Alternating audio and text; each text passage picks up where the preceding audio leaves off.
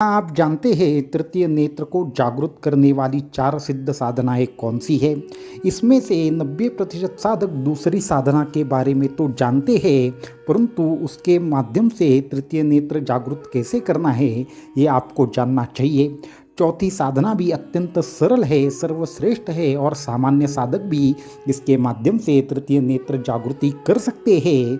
तो ये चारों साधनाएं अगर आप जानना चाहते हैं, विधि के बारे में समझना चाहते हैं, तो इस वीडियो को एंड तक जरूर देखें। साथ में हमारे चैनल को सब्सक्राइब करना ना भूलें।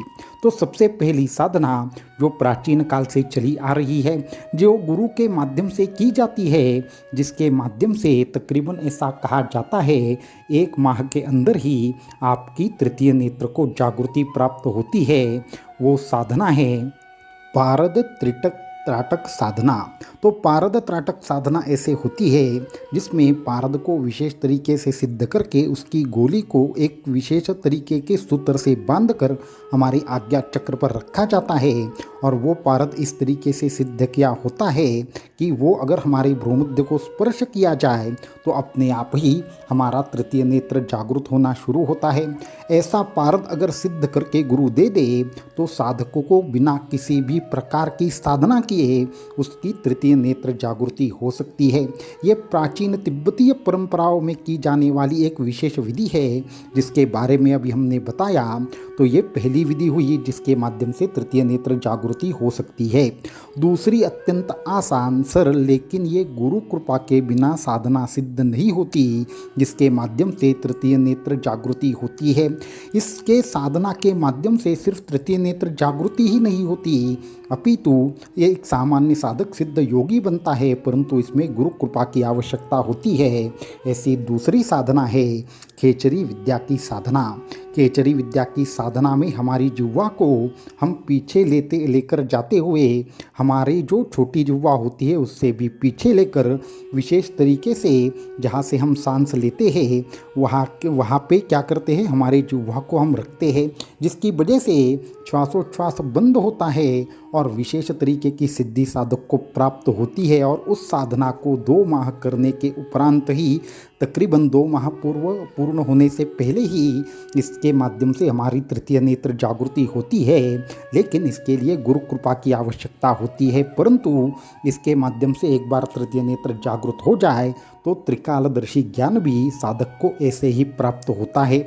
तीसरी महत्वपूर्ण साधना जो आपकी तृतीय नेत्र जागृति करती है वो है आज्ञा चक्र की विशेष तरीके की बीज मंत्र साधना। तो एक आज्ञा चक्र का हमारा खुद का बीज मंत्र है। उस बीज मंत्र के माध्यम से जब आप साधना करना शुरू करते हैं तो धीरे धीरे आप विशेष प्रकार के 2-3 चीज़ों के माध्यम से किए हुए त्राटक के माध्यम से आपकी आज्ञा चक्र को जागृति मिलती है। और जैसे ही आप त्राटक में विशेष प्रकार के बीज मंत्र की अवधारणा करते हैं तो वो बीज मंत्र आपके आज्ञा चक्र को संपूर्णतः जागृत करके आपको एक नवीन चैतन्य ऊर्जा देता है, और आपके कुंडलिनी की जो शक्ति है वो विशेष तरीके से आपके भ्रूमध्य में स्थिर हो जाती है। और जैसे ही वो शक्ति स्थिर होती है आपकी दिव्य नेत्र धीरे धीरे खुलना शुरू होता है। इस प्रक्रिया के माध्यम से अगर आपके पास ठीक से बीज मंत्र आपके गुरु ने दिया है तो उस बीज मंत्र के माध्यम से आपका तृतीय नेत्र अपने आप ही जल्दी से जल्दी जागृत होता है। अभी चौथी साधना की हम बात करना चाहेंगे, जो सबसे आसान सरल कोई भी साधक, सामान्य साधक भी इस साधना को कर सकता है। ये अपने आप में तंत्र का गहरा रहस्य है और इसके लिए किसी भी प्रकार से कोई भी साधक इसे कर सकता है। तो ये है विशेष तरीके की गुप्त गुरु गीता साधना या गुरु गीता मंत्र साधना। इसके माध्यम से अगर गुरु पादुकाओं पर विशेष तरीके से त्राटक किया जाए और वो अगर पादुकाएं सिद्ध हो तो हमारे भ्रूमध्य में जो चक्र रहता है उसके अंदर भी विशेष तरीके की पादुकाएं रहती है जो गुरु कृपा से जागृत होती है। तो अगर गुरु गीता साधना, गुरु गीता में दिया हुआ मंत्र जो है उसकी अगर साधक ठीक से साधना करे तो भी आपका तृतीय नेत्र सिर्फ 6 माह के अंदर ही जागृत होता है। लेकिन गुरु गीता साधना करने के लिए गुरु गीता दीक्षा की आवश्यकता रहती है, जो हमारे यहाँ पे आने वाले गुरु पूर्णिमा के पावन अवसर पर होती है।